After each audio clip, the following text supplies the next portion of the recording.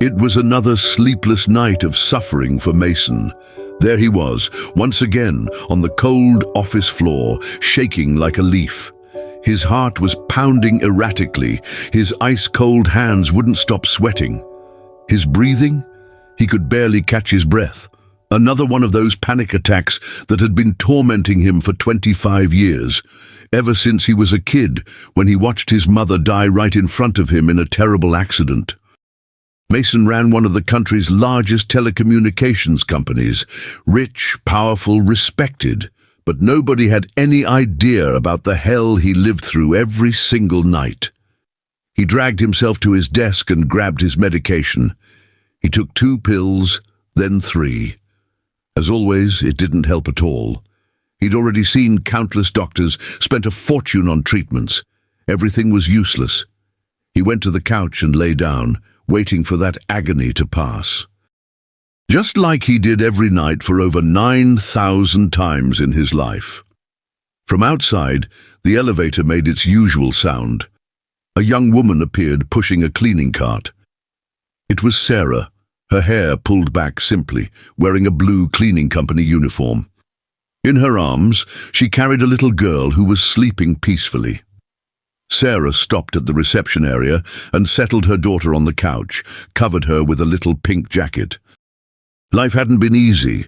She'd been widowed young, raising Emma alone while busting her ass at 2 jobs. At night, she still did cleaning work to pay the bills. Since she had no one to leave the little girl with during the night shift, she brought her along. Emma was already used to it, sleeping like an angel. Sarah took her supplies and started working. To calm her daughter when she stirred restlessly, she sang softly, "Twinkle, twinkle, little star, how I wonder what you are."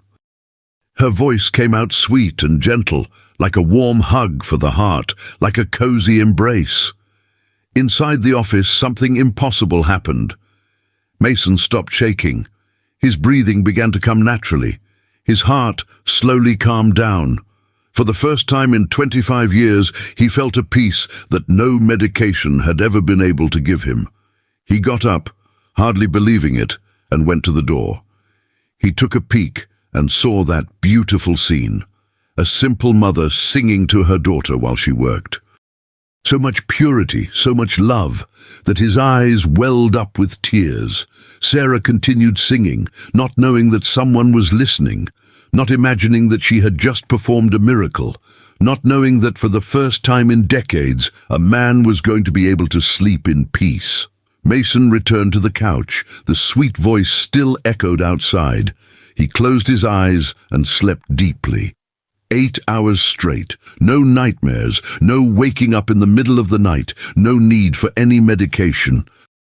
The miracle had happened, but neither Mason nor Sarah knew that this night had changed everything forever. The next day, something happened that nobody expected. Mason arrived at work smiling. Actually smiling. The employees exchanged shocked glances. "Morning, guys," he greeted them all cheerfully. Secretary Katie nearly spilled her coffee. "Good morning, Mason. You seem different today." "Different how?" "I have no idea. More upbeat?" Mason smiled. He didn't really understand what had happened either. He just knew that he'd woken up without a headache, without fatigue, without that horrible feeling that the world was going to end. The whole day was like that. Working focused, making quick decisions, even laughing at his colleagues' jokes, something that hadn't happened in years. At the end of the workday, Diana appeared, elegant as always, impeccable from head to toe. Since becoming a widow, she'd been managing a good portion of the family inheritance. "Hello, dear," she said, giving him a kiss on the cheek. "How was your day?" "Amazing, Diana. The best day I've had in years." Diana frowned. She'd known Mason since he was little when she married his father. She'd never seen the boy so normal. "Are you taking some new medication?" "No, why?" "I don't know. You seem different, more relaxed." Mason hesitated. How could he explain something he didn't even understand? "Oh, I think I managed to get better rest." "That's good," Diana smiled, but the smile didn't reach her eyes. When she left, she kept thinking. According to her husband's will, as long as Mason remained single or had health problems, she controlled half of the inheritance. If he got married or recovered completely, she would lose that control. For 20 years, she hadn't worried. Mason had always been too sick for a serious relationship. But now, in the following days, the same thing happened.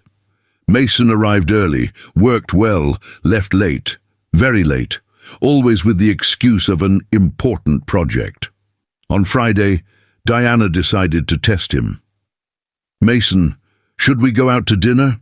It's been a while since we had a proper conversation." "I can't today, Diana. I have to finish a presentation." "What presentation?" "It's about expansion into smaller markets." Diana knew all the company's projects. There was no presentation about expansion. He was lying. Over the weekend, she went back there and talked to some of the cleaning crew. "How's the night cleaning going?" she asked, trying to sound casual. "Everything okay?" "Oh yes, Mrs. Sinclair. Sarah's an excellent worker." "Sarah?" "Yeah, she's the one who cleans the upper floors at night. Real hard worker. And there's no problem with her bringing her little daughter." The employee hesitated. "Well, it's not exactly by the book, but the kid doesn't bother anyone. She stays quiet." Diana made a mental note. Night cleaning lady with child? Could be something there. She called the night security guard. "Mike, this is Diana. Everything okay there?" "Everything's great, Mrs. Sinclair. My stepson has been staying very late at the office lately. Nothing strange happening, is there?" "No, ma'am. Just him and the cleaning lady with her little girl." Does the lady sing?" "She does sing, but quietly. It's actually nice to hear." Perfect. The missing piece. Mason had improved when he started listening to a cleaning lady sing. Diana hung up, worried. If Mason was getting interested in someone, it could be a major problem for her. The following week, Diana decided to see for herself. She arrived at the building at night, with the excuse of looking for some important papers. She waited in the parking garage. Around 11:30, she saw a young woman entering with a child in her arms. That must be this Sarah. She went up secretly and hid in a conference room. From there, she could hear everything happening at the reception. Around midnight, she heard a female voice singing softly. It was indeed sweet, melodious, and she noticed that the light in Mason's office stayed on. She took a peek through the glass. Mason was standing in the doorway, listening to the woman sing. His face had an expression she'd never seen before, total peace. When the cleaning lady finished and left, Mason returned to his office. 15 minutes later, the light went out. Diana stayed another hour. Complete silence. Mason slept. The next day, she looked for the cleaning supervisor. "I wanted to know about the employee who works nights upstairs." "Sarah?" "Excellent worker, Mrs. Sinclair. 2 years without any problems." "Does she always bring her daughter?" "Yes, but it's a special case." "She's got no one to leave the child with. And does she always sing? It's her way of calming the kid. Nobody's ever complained." Diana left there deep in thought. She needed to know more before acting. In the following days, she investigated discreetly. She talked to neighbors, posed as a social worker. She discovered that Sarah was a hard-working widow, honest, with no bad habits. There was no way to attack her character, so she decided to try her first move. She looked for the supervisor again. "I was thinking about night security. The employee who brings a child. Doesn't that violate building policies?" "It does, Mrs. Sinclair, but she explained the situation and—" "I understand her situation is difficult, but imagine if the child gets hurt. The liability would be ours." The supervisor got worried. Do you think I should talk to her? You don't have to be harsh, but make it clear that she has to follow the rules. It's for everyone's protection. Friday night, the supervisor talked to Sarah. Sarah, we need to talk about Emma. Did something happen, Jim? Building management is questioning you bringing her here. Sarah felt the ground give way beneath her. But she doesn't bother anyone. She stays asleep, doesn't make noise. I know, honey, but those are the rules. And there's also the noise issue. What noise? They said you sing too loud. I sing quietly just so she'll sleep. Jim sighed. He was a family man. He understood the difficulty. Look, I'm not going to write you up yet, but you need to figure something out. No kid and no loud singing, okay? Sarah agreed with tears in her eyes. How was she going to work without bringing Emma?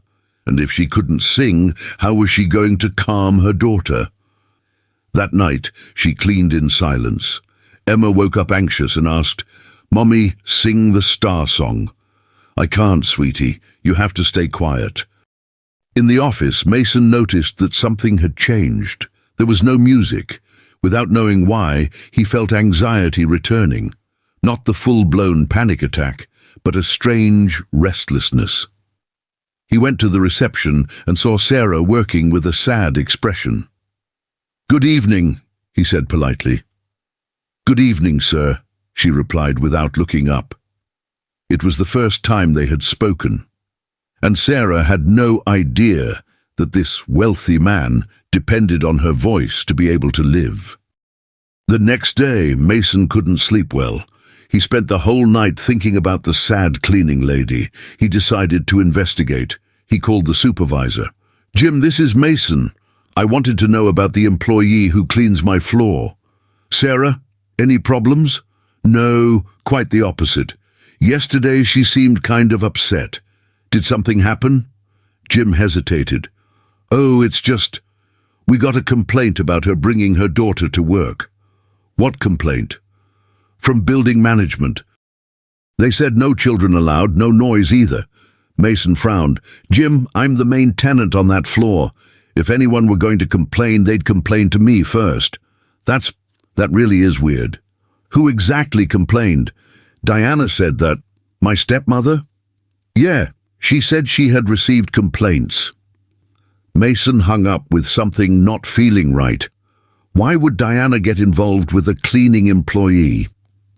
Monday night, he stayed in the office waiting for Sarah to arrive.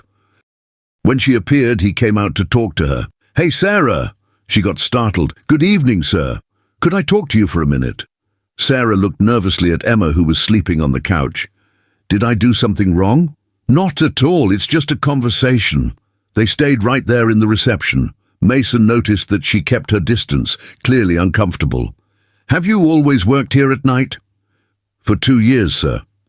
"And you've always brought your daughter?" "Yes." "I have no one to leave her with." Sarah lowered her head. "I know it's not allowed, but what's her name?" "Emma." "What a beautiful name." Mason smiled. "How old is she?" 5. Emma stirred on the couch and opened her little eyes. She saw a strange man talking to her mother and hid behind the cushions. "She's shy," Sarah explained. "That's normal. I was like that too when I was little." "Sir, doesn't it bother you that she's here?" "Of course not. Actually, I want to resolve this complaint issue." "What complaint?" "Someone said you can't bring Emma or sing, but I work here every night and it's never bothered me." Sarah was confused. "Then, who complained?" "Good question. I'm going to find out." That night, Sarah went back to singing, but quietly, with fear. Mason listened from the doorway and felt peace slowly returning. But he didn't know that Diana was receiving reports from an employee she paid to watch the building. They talked for about 10 minutes. He seemed genuinely interested in her. Diana hung up worried. Mason wasn't just listening to the cleaning lady sing. He was getting involved. If subtlety didn't work, she was going to have to move to something more direct. And fast. The next day, she called the supervisor again. "Jim, about our conversation."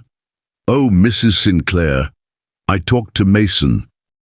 He said there's no problem with Sarah bringing her daughter. I understand, but the issue isn't just the child, it's the legal liability. If there's an accident, do you think I should transfer her to another building? I don't want to seem like a bad person, but maybe it would be better, for everyone's sake." Jim was left wondering. "Let me think about it." Diana hung up and smiled coldly. If she couldn't get Sarah out of the way subtly, she was going to have to use other methods.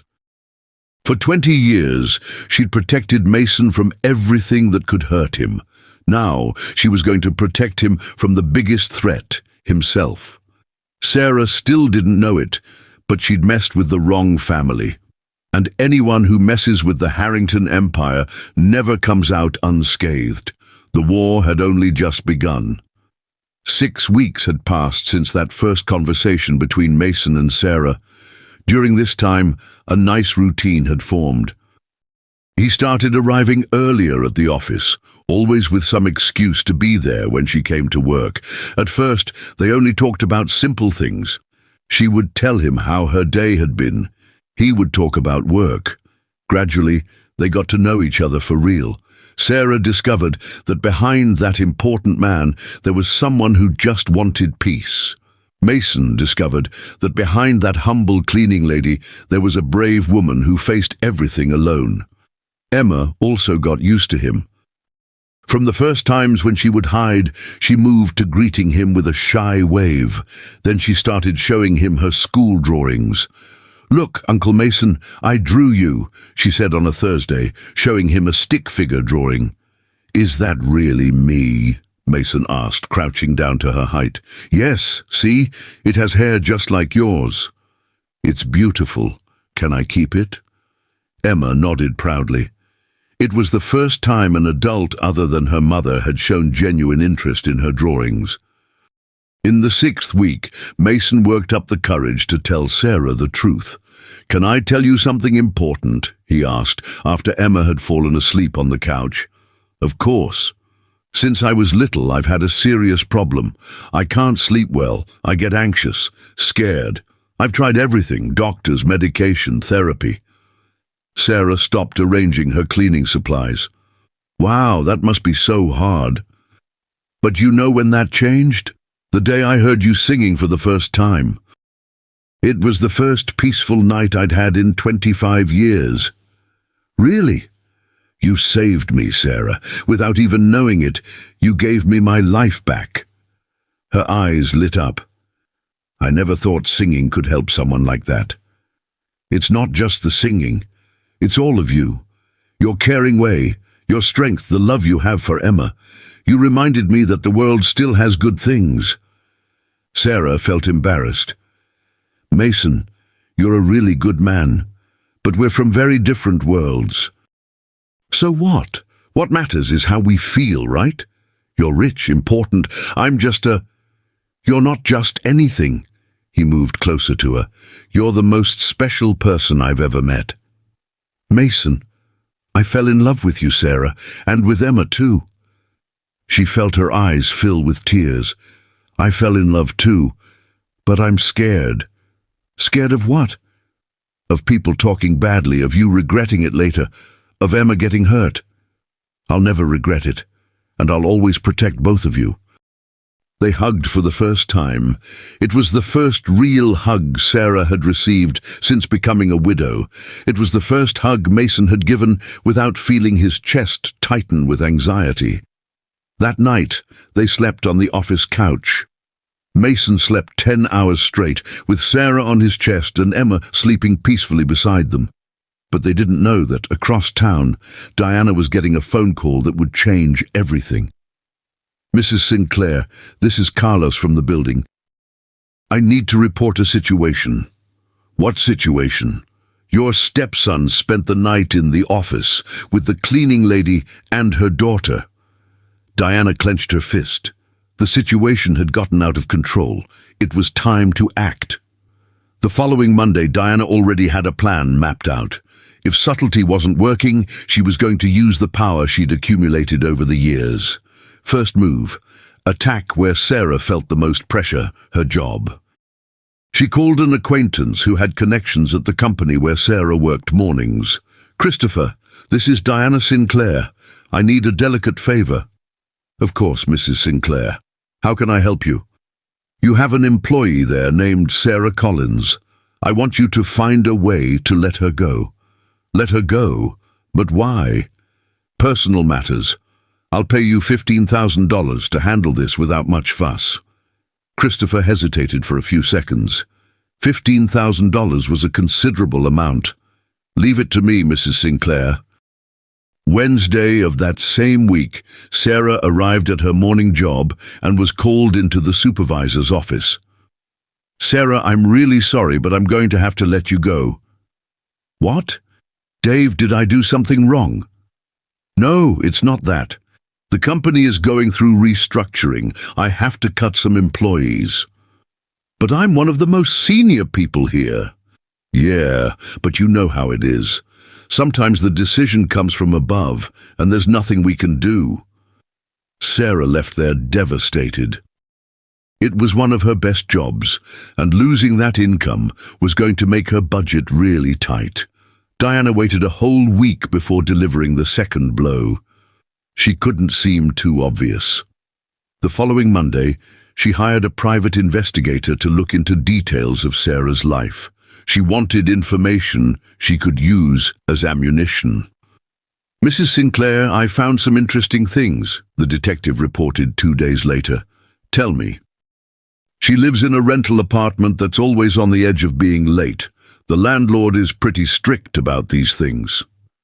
"Perfect. Can you get his contact?" "Absolutely." Thursday, Diana called Sarah's landlord. "Good morning, Mr. Thompson. This is Diana Sinclair from the real estate consulting firm." "Yes, ma'am. We received an anonymous tip about irregularities in the apartment you rent to Sarah Collins." "What kind of irregularities?" "Unauthorized commercial use, strange people coming and going at suspicious hours. You know that can cause problems with the city, right?" Mr. Thompson got nervous. "No, I didn't know anything about that." "Look, we don't want to create problems, but it would be good for you to check out the situation before it becomes something bigger." That same afternoon, Sarah came home and found the landlord at the door with a serious expression. "Sarah, I need to talk to you about some things." "Hi, Mr. Thompson, what happened?" "I got a call today about some irregularities here in the apartment." "What irregularities? I live here properly, pay on time." "They said you're having strange people over late at night, that you might be using the apartment for other purposes." "What other purposes?" "That's a lie." "Look, I trust you. But the thing is, if the city comes to inspect and finds problems, I'm the one who's going to get screwed." "Mr. Thompson, for God's sake, where am I going to live with my daughter?" "I'm sorry, Sarah. I'm going to have to ask for the apartment back. I'll give you a month to get organized." Sarah went into the house and collapsed. Losing the job had already been hard. Now losing the house too. This couldn't be a coincidence. That night she arrived at her cleaning job visibly shaken. Mason noticed immediately. "What happened? You look—" "Oh, Mason, it's been a horrible week." "Tell me what happened." Through tears, she told him everything. The firing without a convincing explanation, now the eviction because of a tip that made no sense. Mason was outraged. "This can't be a coincidence. Someone's deliberately attacking you." "But who would do something like that?" "I have a very strong suspicion. Let me investigate." "No, Mason, I don't want you getting involved in my problems." "Your problems are my problems now. I care about you, remember? What if they find out we're together? You could lose everything because of me. I don't care. I'd rather have you and lose everything else than have everything and be alone." That night, Mason made an important decision. He was going to help Sarah get out of that situation, but first he needed to protect her and Emma. "I'm going to find a place for you two to stay while I sort out this mess." "I can't accept that, Mason." "Of course you can. It's just temporary until I figure out who's doing this. What if it really is your stepmother? She's your family.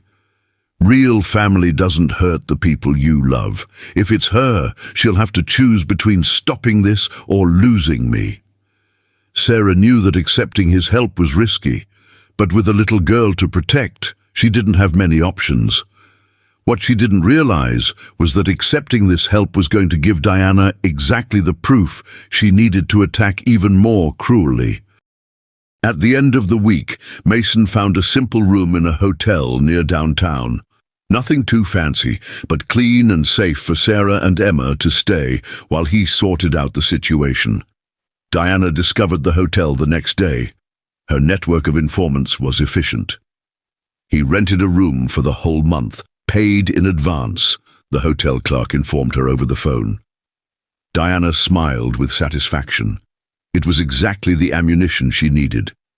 Tuesday afternoon, she showed up at the hotel door. Sarah was in the room helping Emma with a puzzle when someone knocked on the door. "Who is it?" "I'm Diana Sinclair, Mason's stepmother. Can I talk to you? It's important." Sarah opened the door somewhat warily.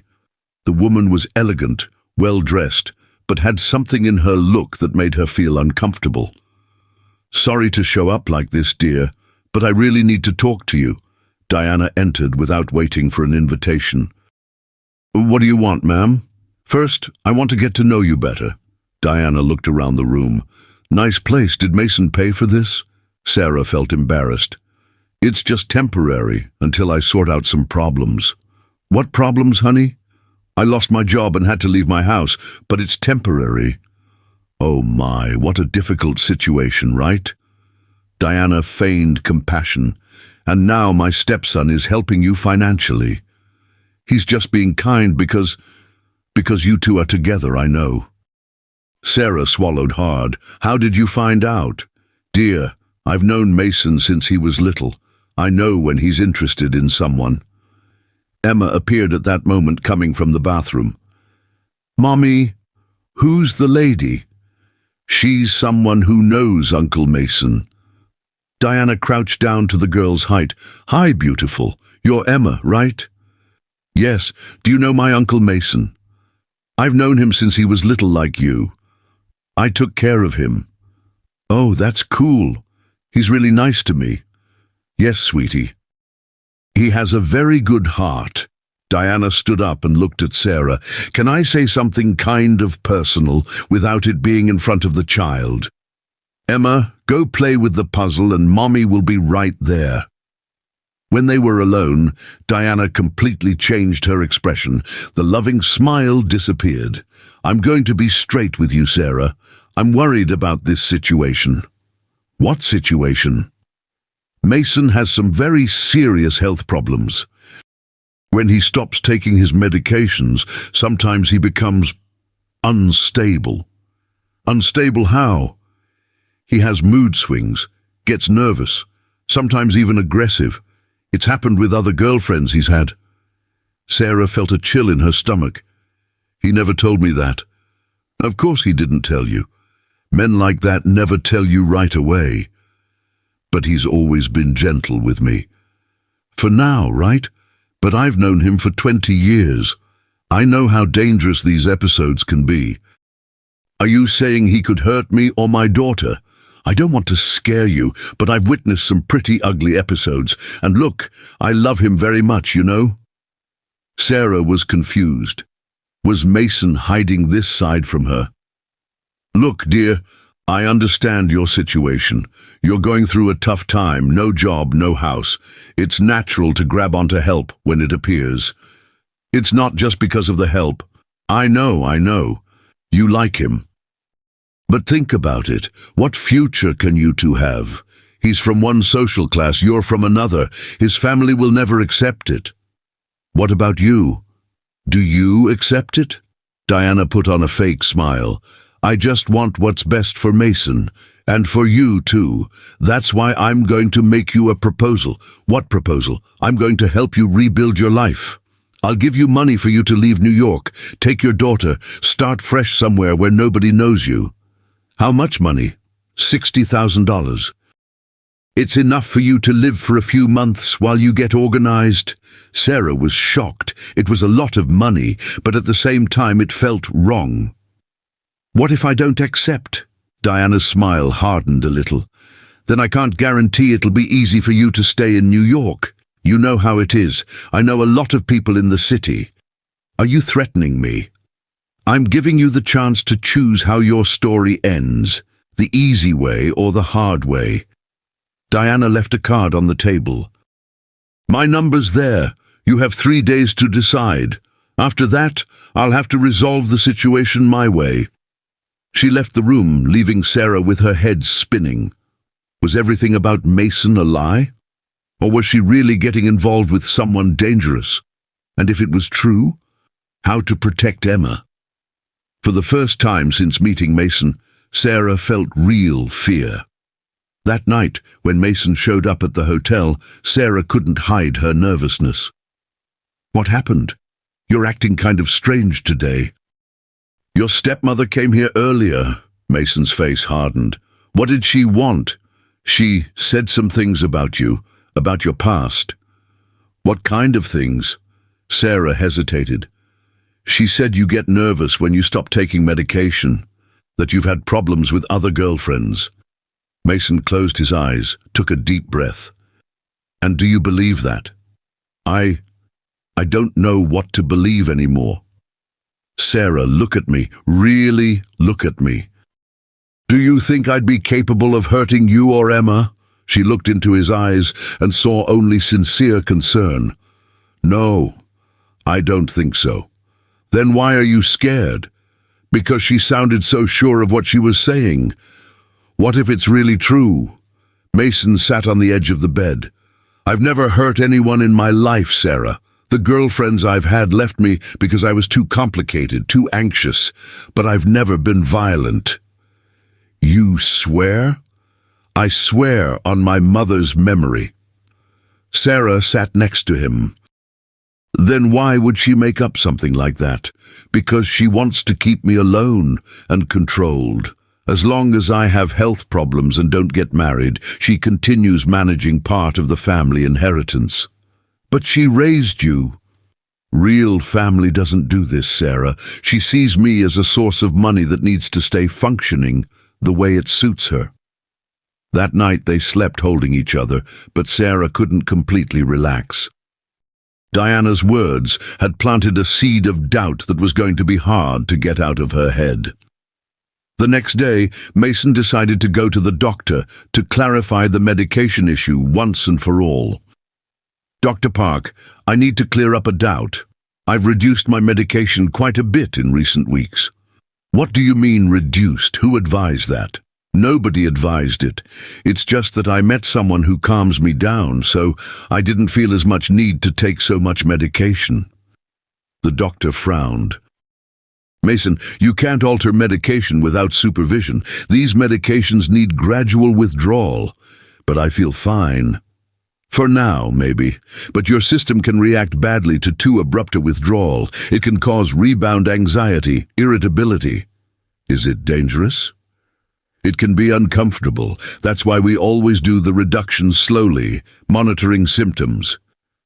Mason left the office worried, but not desperate like Diana wanted. The doctor had been clear. Caution, yes. Panic, no. That night he told Sarah about the consultation. The doctor said I have to be careful with reducing the medications, but nothing serious. I can do gradual withdrawal with supervision. So it's not dangerous like your stepmother said? No, she exaggerated on purpose to scare you. Emma appeared at that moment. Uncle Mason, are you going to get sick? No, Princess. I'm getting better, actually.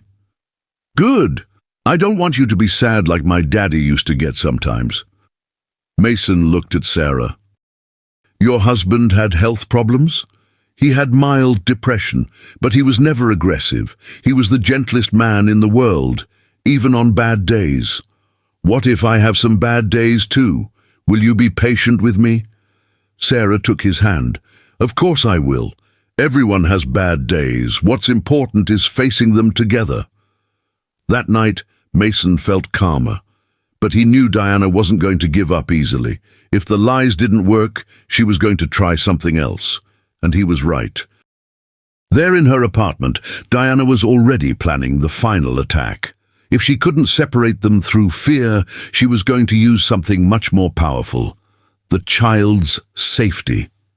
The 3 days she had given Sarah as a deadline were running out, and since she hadn't received any response about the $60,000, it was time to show she wasn't playing around. The 3 days Diana had given as a deadline were coming to an end. She hadn't received any call from Sarah about the $60,000, which meant only one thing: the woman had chosen the hard way. Thursday afternoon, Diana decided it was time to tighten the screws. She called Sarah directly. "Hello, dear. This is Diana." "Hello," Sarah responded curtly. "I thought you were going to contact me. The 3 days ended yesterday." "Yeah, I know. So, did you think about my proposal?" Sarah took a deep breath.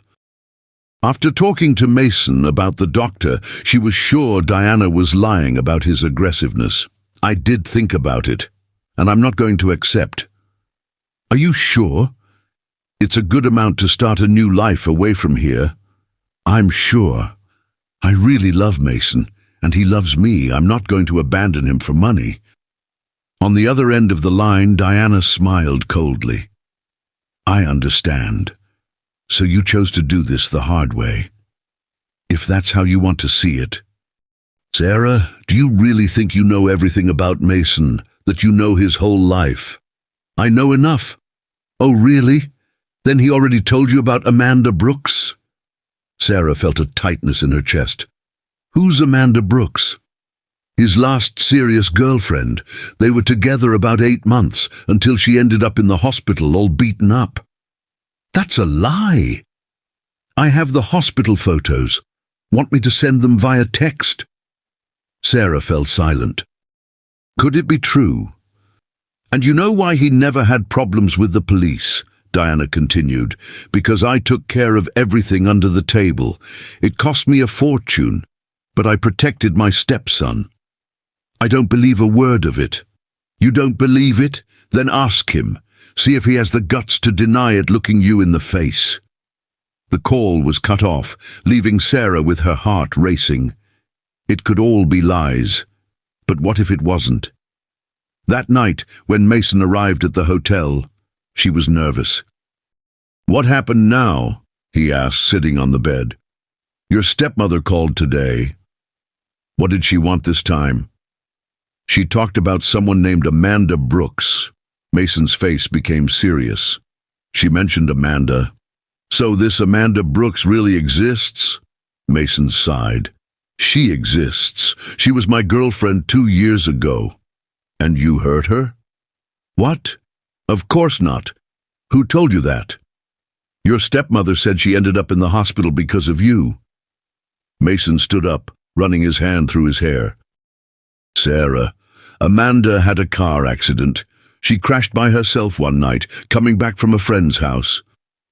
"But why would your stepmother make up that story?" "Because Amanda broke up with me the same week as the accident. Diana put the two things together and created that lie." "Why did she break up with you?" Mason lowered his head. "Because I was going through a really bad phase with my anxiety.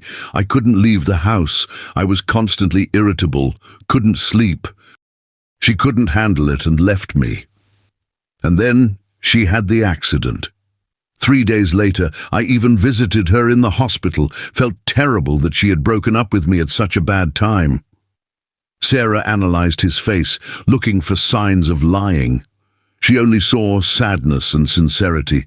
"Mason, swear to me that you never laid a finger on her." "I swear on everything that's sacred. I never hurt Amanda or anyone else." Then why is your stepmother so sure of that version? Because she needs a story to scare you, and it's working, isn't it? Sarah sat next to him. I don't know what to think anymore. She spoke with such conviction. She's really good at that. She spent years convincing me I was too sick to live normally. What if she's right about some things, about us being from very different worlds? Sarah, look at me. You're the best thing that's ever happened to me. I'm not going to let anyone, not even her, ruin this. But what if she keeps attacking? What if she tries something against Emma? It won't come to that. Tomorrow I'm going to have a serious talk with her. How can you be so sure? Because I'm going to make it very clear that either she stops this or she loses me forever, and I'm going to find a lawyer too. That night, Sarah slept restlessly. Diana's words had planted a seed of doubt that was going to be hard to remove. And Diana, across town, was already preparing her next moves. If the lies about violence didn't work, she was going to use something that never fails with a mother, a real threat against the child. Friday morning, Mason went straight to talk to Diana at her office. He was determined to end this war. I need to talk to you, he said, entering without knocking. Hello, dear. What's with the serious face? Stop pretending. I know you called Sarah making up lies about me. Diana leaned back in her chair, showing no surprise.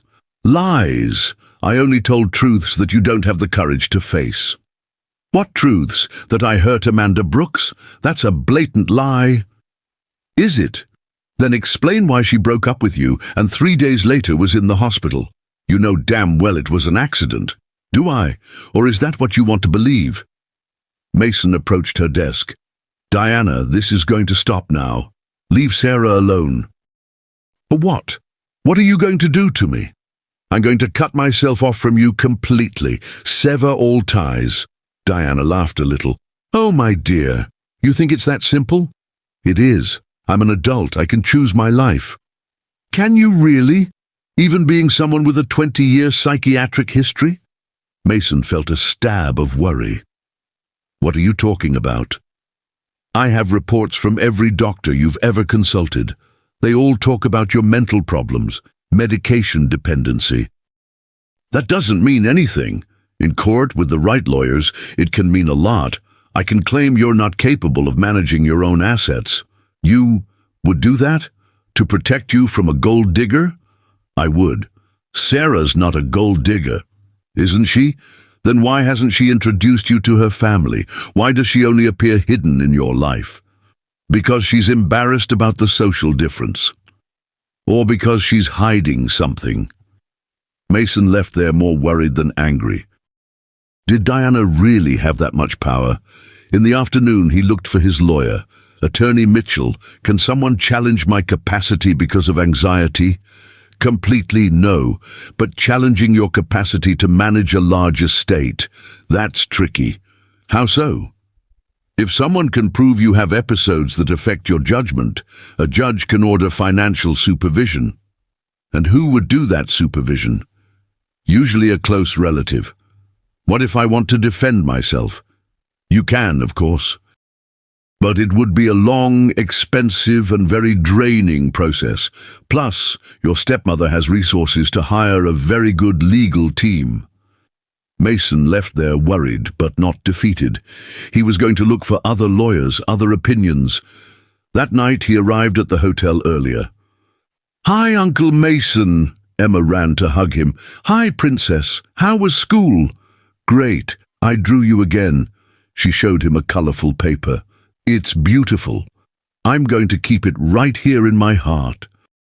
Emma laughed and went to play. Mason sat with Sarah. I talked to Diana and my lawyer today. And she threatened to take me to court. My lawyer said it's possible, but that I can defend myself. Sarah got worried. Mason, maybe we should take a break. No, I'm not going to let her separate us. But if she can hurt you so much, I'm going to look for other lawyers. There has to be a way to stop her. What if there isn't? What if she hurts Emma just to get at me?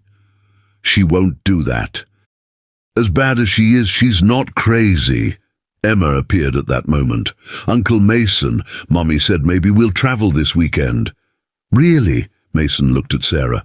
"I thought it would be good to get out of the city for a bit. Relax." "Great idea. I know a beautiful place on the coast." "Really? Am I going to see the beach?" Emma clapped her hands. "You sure are, Princess, but you have to ask your mom for permission." Sarah hesitated. She really wanted to give her daughter that joy, but she was scared. "We'll talk about it later, okay?" Later, alone, they planned the trip. "Sarah, we need some time away from all this, just the three of us. What if your stepmother finds out?" "Let her find out. I'm not going to let her fear control our lives." "But what if she uses this against us?" "She can't use it. There's nothing wrong with a family trip." Sarah wanted to believe, but something told her Diana would find a way to use anything against them, and she was right. At that moment, Diana was receiving a phone call. "Mrs. Sinclair, they're planning to travel this weekend." "Perfect. Let them go. When they come back, I'll be waiting." Saturday morning, Mason, Sarah, and Emma headed to the beach. Everyone was excited about the first family trip. "Uncle Mason, is the ocean water really salty?" Emma asked non-stop in the car. "It sure is, Princess, and it has little fish, too." "And sharks?" "Don't worry about sharks. They stay far away from the beach." "Good. I don't want one to bite my finger." Sarah looked at the scenery, trying to relax. For the first time in weeks, she was breathing easy. They arrived at the beach at noon. Emma was enchanted by the vastness of the ocean. "Wow, Mommy, it's so big." "Yes, sweetie." "Beautiful, isn't it?" They spent the day playing in the sand, going into the water, eating food truck snacks. It was a perfect day. At night, at the beach hotel, while Emma slept, Mason and Sarah talked on the balcony. "Thank you for this day," she said, leaning against his shoulder. "Thank you for what? It was wonderful for me too. For making me believe I can be truly happy. You deserve all the happiness in the world. Sometimes I'm afraid it's too good to be true. It's not a dream. It's real. We're real."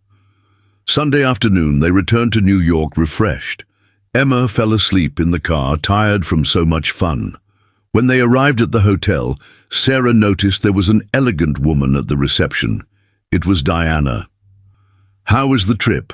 she asked with a fake smile. "What are you doing here?" Mason responded curtly.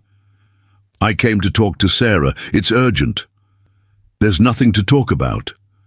"Yes, there is. It's about Emma's future." Sarah felt a chill in her stomach. "What about Emma? Can I explain without it being in front of the child?" Mason was about to protest, but Sarah interrupted him. "Emma, go to the room and play. I'll be right there." When the girl left, Diana changed her expression. "Sarah, you didn't accept my proposal. Now I'm going to have to resolve this my way." "What way?" "Do you know what happens when a mother puts her child in danger?" "I don't know what you're talking about." "She can lose custody. Especially when she exposes the child to dangerous situations." Sarah felt her legs go weak. "What dangerous situations?" "Letting a 5-year-old child live with someone who has documented mental problems without adequate supervision." "Mason isn't dangerous. According to the medical reports I have, he can be, and now I have photos of you at the beach, proving you exposed your daughter to an irregular situation." Mason exploded. "Irregular? We went on a normal trip." Diana ignored him and spoke directly to Sarah. "Dear, you have two options. Accept my $60,000 and disappear today, or I go to court asking for custody of Emma." "You can't do that." "I certainly can. I have money to hire the best lawyers. What do you have?" Sarah started shaking. "Please don't do this. She's all I have." "Then make the right choice." "Let me think." "There's no time to think. Either you accept now or tomorrow I file the papers in court." Sarah looked at Mason, then at the door to the room where Emma was playing. She couldn't take the risk. "What if I leave but don't accept the money?" "Then I have no guarantee you won't come back. The money is to ensure you stay away." "Sarah, don't do this," Mason pleaded. "I can't risk losing my daughter," she whispered. "We can fight. I'll hire the best lawyer." "With what time? With what money?" "She's right. I can't compete." Diana smiled victoriously. "Sensible decision. The money will be in your account Monday morning. I want you out of New York by Wednesday." "What if I stay?" "Thursday, I file the papers, and I guarantee you'll never see your daughter again." Sarah broke down crying. Mason tried to console her, but she pulled away. "You should go, Mason. It's better if we don't see each other anymore." "Don't say that. I love you." "And I love you too, but love isn't enough against the power she has." That night, Mason left the hotel destroyed, and Sarah stayed crying, holding Emma, who didn't understand why her mommy was sad after such a happy day. Monday morning came heavy for Sarah. Emma noticed something was very wrong. "Mommy, why did you cry all night?" "Mommy's just a little sad, sweetheart." "Is it because of Uncle Mason? Did he fight with you?" Sarah felt her heart breaking. "No, honey. He didn't fight." "Then why didn't he come sleep here last night?" Because he's busy with work." "Oh, but he's coming back, right? He promised he'd teach me to build sandcastles." Sarah couldn't answer. She just hugged her daughter tightly. In the morning, the deposit confirmation came. $60,000 in the account. It was real. Diana had kept her part of the cursed deal. Sarah packed with her heart in her hands. Emma helped without understanding why they were moving again. "Didn't we like this hotel, Mummy?" "We did like it, but we're going to live somewhere new." "Prettier than here?" "Different. And will Uncle Mason know where we are?" Sarah couldn't lie properly. We'll see." Late in the afternoon, they took a bus to the Carolinas. Sarah had chosen a small town where nobody knew them. During the trip, Emma asked at least 10 times when they were going to see Uncle Mason again. With each question, Sarah's heart broke a little more. Meanwhile, in New York, Mason was living the worst days since he'd met Sarah. He'd tried everything to find out where they'd gone. He hired a private detective, called bus stations, checked airports. Nothing. It was as if they had vanished from the face of the earth.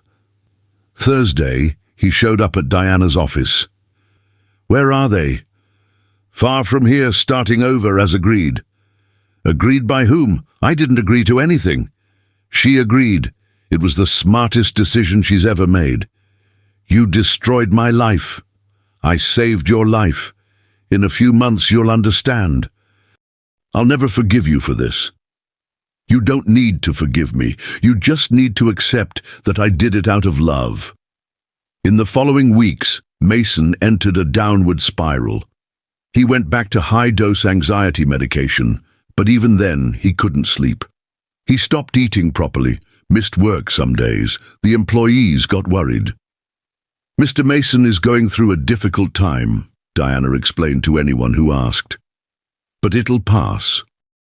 A month after Sarah's departure, Mason had to be hospitalized for malnutrition and severe depression.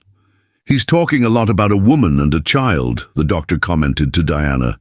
"Seems like an obsession." "Yes, he got involved with someone who wasn't good for him. It ended badly. It would be good to locate that person. Sometimes a conversation helps with recovery." "No, doctor. It's better if he forgets. That woman only brought trouble." Mason was hospitalized for 2 weeks. When he got out, he was heavily medicated but functionally stable. He returned to work like a ghost. He did what he had to do, but without life, without joy. And in the Carolinas, Sarah was also struggling with depression. Emma asked about Uncle Mason every day, and she didn't know what to answer anymore. "Mummy, did Uncle Mason forget about us?" No, honey, he didn't forget. Then why doesn't he come visit us? Because he lives very far away. But he has a car. He could come by car. Sarah would hug her daughter and cry in secret. How do you explain to a 5-year-old that sometimes love isn't enough against evil?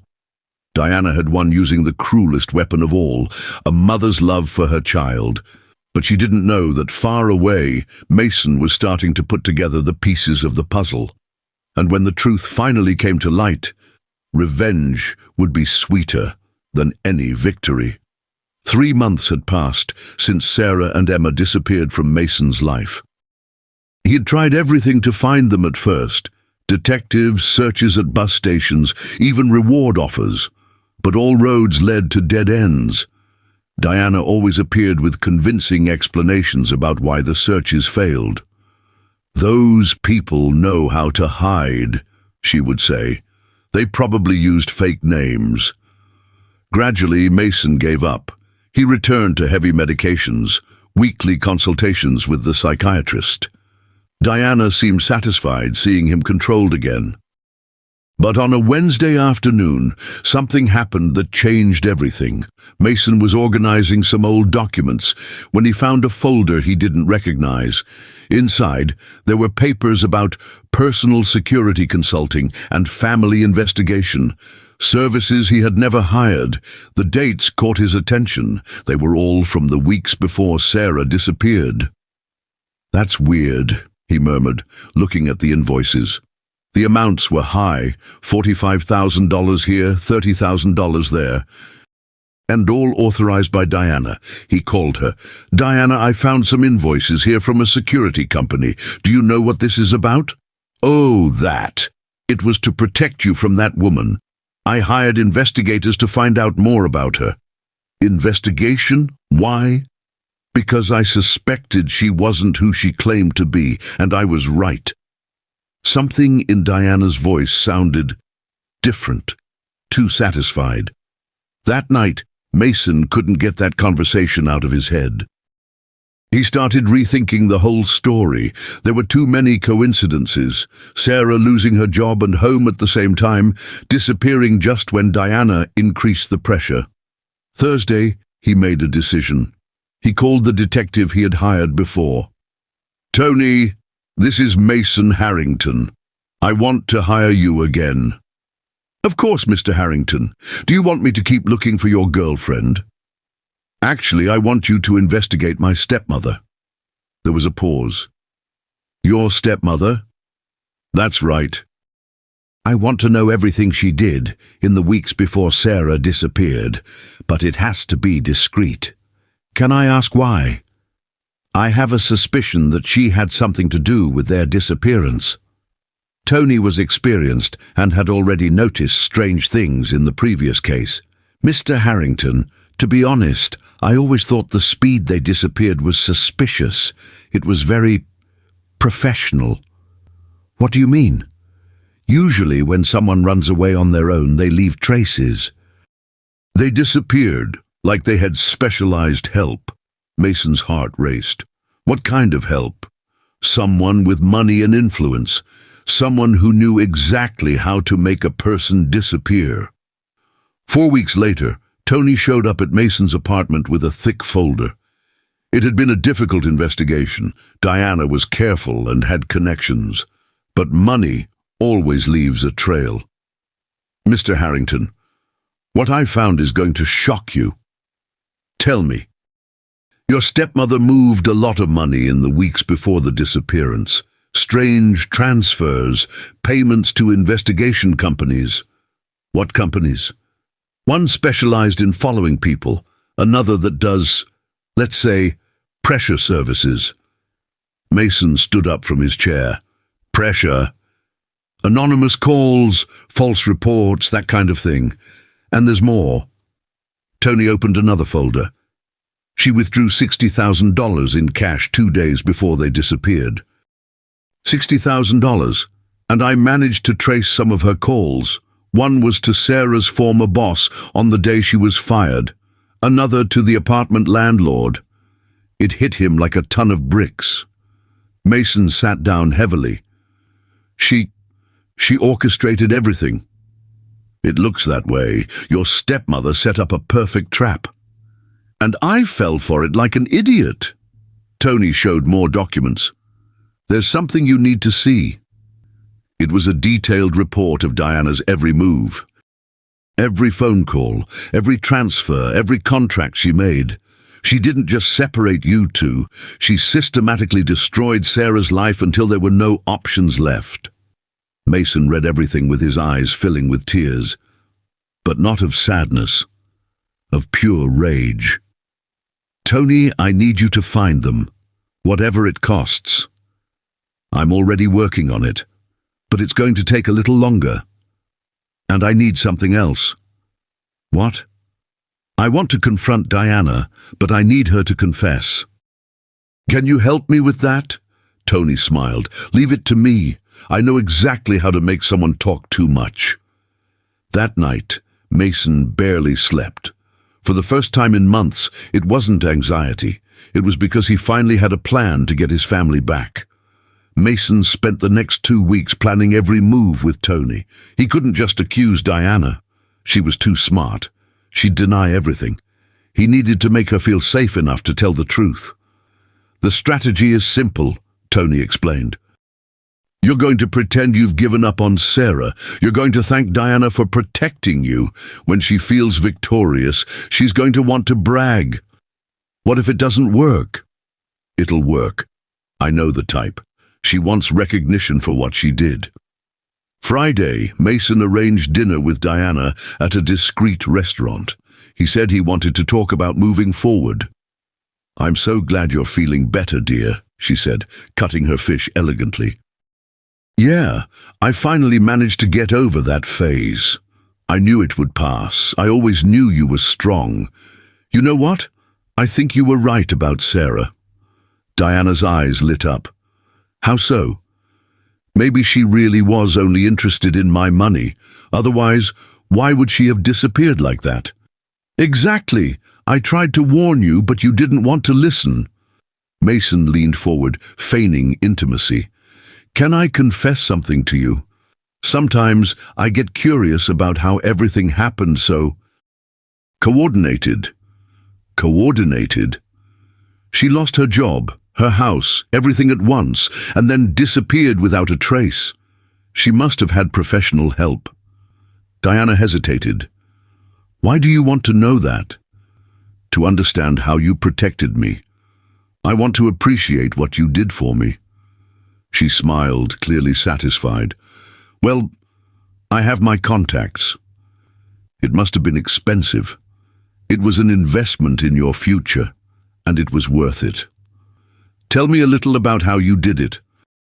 I was impressed by the efficiency. Diana looked around, checked that no one was paying attention, and leaned forward. First, I investigated her whole life. I found out where she worked, where she lived, what her weak points were. And then? Then it was just a matter of applying pressure in the right places. A call here, another there. And she fell into the trap. Hook, line, and sinker. In the end, she practically begged me to accept my offer. What offer? Diana stopped. She realized she had said too much. What offer, Diana? Mason repeated more seriously. I offered her financial compensation to get out of your life. How much? That doesn't matter. How much, Diana? $60,000. Mason leaned back in his chair. So you paid her to abandon me. I saved you from a gold digger. You destroyed my chance to be happy. Mason, you don't understand. I understand perfectly. He took his phone out of his pocket. And the best part is that our entire conversation is being recorded. Her face went white. You recorded me. Every word. Blackmail, coercion, conspiracy. Easy to prosecute. Mason, please. Please what? Like Sarah begged you not to destroy her life. Diana tried to grab the phone, but Mason was faster. It's no use, I already sent a copy to my lawyer. What do you want? First, You're going to tell me exactly where they are. I don't know. Don't lie to me. You're too controlling not to monitor whether the plan worked. Diana lowered her head. They're in a small town in the Carolinas, Charleston. Second, you're going to quit the company and get out of my life. Mason. And third, you're going to pay back every penny you spent to destroy Sarah's life. What if I don't? Mason showed the phone. Then this recording becomes a criminal case. That night, Diana signed the resignation papers from the company. There was no choice. But Mason knew the hardest part was still to come, winning back the trust of the two people he loved most in the world. The next morning, Mason was at the office organizing the transition when Diana appeared. I came to get my personal things. You can take everything. It won't be missed. Mason, do you really want to see me in poverty? I want to see justice done. I raised you. I took care of you when nobody else cared. You used me. You kept me sick and dependent to control my life and my money. I protected you. You imprisoned me. Diana started crying. For the first time, she seemed like a broken woman, not a cold manipulator. Please, Mason, don't leave me with nothing. You should have thought of that before destroying my family. Family? A cleaning lady and a child who isn't even your daughter. They're more family to me than you've ever been. 2 hours later, court officers arrived with notification of the civil lawsuit. Diana was going to be investigated for blackmail and coercion. Mason didn't feel pleasure seeing her humiliated. He only felt relief. He was finally free. In the following days, the news spread through the company and the social circles Diana frequented. She lost not only her job, but also her reputation. She had to sell her luxury apartment and move to a simple place. For the first time at 50, she needed to look for work. Mason, for his part, gathered the company team. Everyone, from today, things are going to work differently here. How so, Mr. Harrington? Asked the secretary. We're going to work as a real team. No games, no manipulation, just honesty and respect. What about Mrs. Sinclair? Mrs. Sinclair is no longer part of our team. That afternoon, Tony called with the news Mason was waiting for. I found them, Mr. Harrington. How are they? They seem okay. The girl is in school. Sarah works at the town hospital, but what? They look sad, especially Sarah. What about Emma? The girl asks a lot about someone called Uncle Mason. I heard her asking her mom when you guys were going to meet. Mason's heart tightened. They miss me. They do. It's obvious. Then it's time to go get my family. The next day, Mason took his car and headed to Charleston. After months of hell, he was finally going to reunite with the two people he loved most. The road had never seemed so long, or so full of hope. Mason arrived in Charleston on a Friday afternoon. It was a small, welcoming town, very different from the hustle and bustle of New York. First, he located the hospital where Sarah worked. He stayed in the parking lot, watching the movement, trying to gather courage. Around 5 o'clock, he saw her coming out through the employee entrance. She was thinner with a tired expression, but she was still the most beautiful woman he'd ever seen. She walked to the bus stop. Mason followed her in his car, keeping his distance.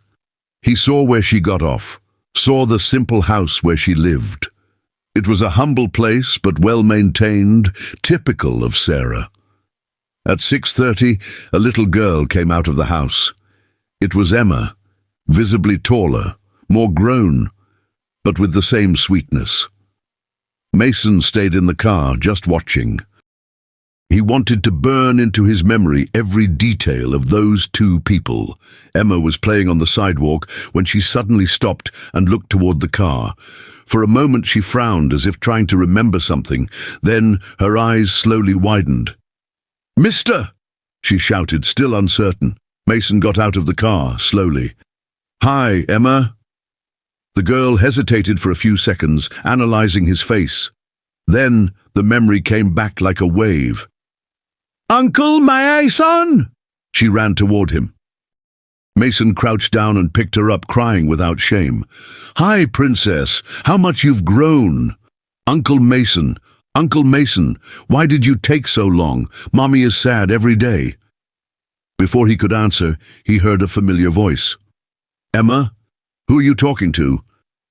Sarah appeared at the door and stopped completely when she saw him. "Hi, Sarah," he said, still holding Emma. What are you doing here?" "I came to get you." "Mommy, look who came! It's Uncle Mason!" Emma pulled her mother by the hand. Sarah approached slowly, as if she was seeing a ghost. "How did you find me?" "I discovered the truth about what Diana did." Her eyes filled with tears. "What truth?" "I know she blackmailed you. I know about the money. I know everything." "And you still came looking for me?" "Especially because of that." Emma looked from one to the other, confused. "Uncle Mason, are you staying for dinner? Mommy makes really good spaghetti." Mason laughed through his tears. "If your mom lets me—" Sarah hesitated. "Emma, go play inside. I need to talk to Uncle Mason." "But is he going to leave again?" "I'm not leaving, Princess," Mason answered. "Never again." When they were alone, Sarah broke down. "Mason, I'm so sorry. I didn't want to leave, but I know. She threatened you with Emma.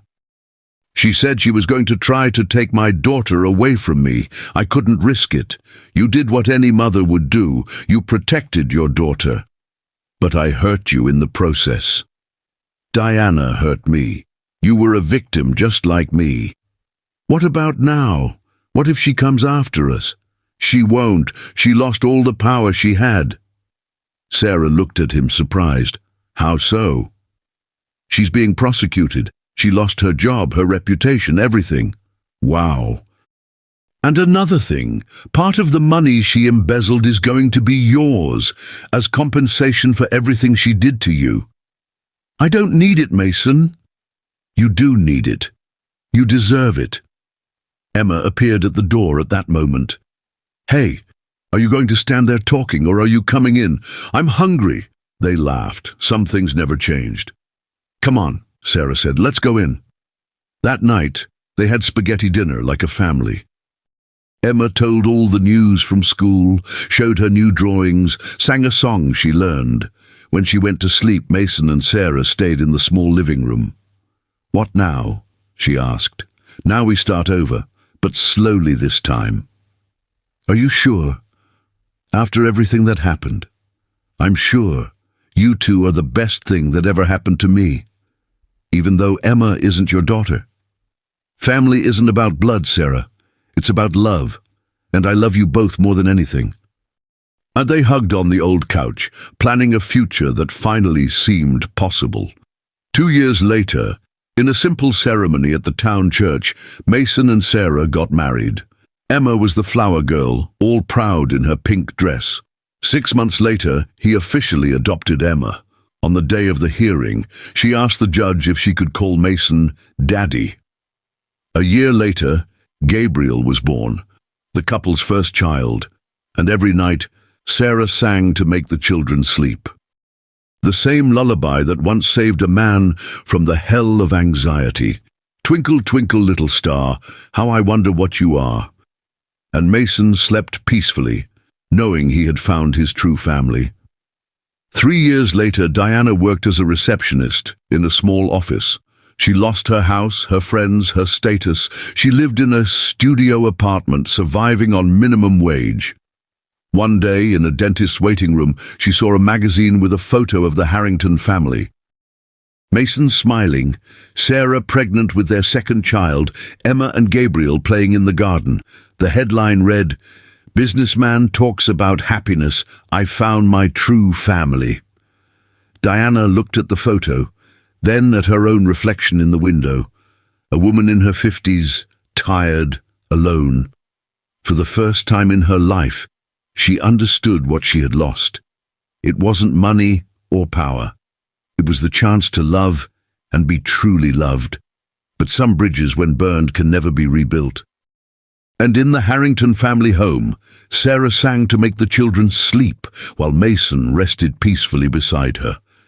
After so much suffering, they had finally found happiness. Did you like this story?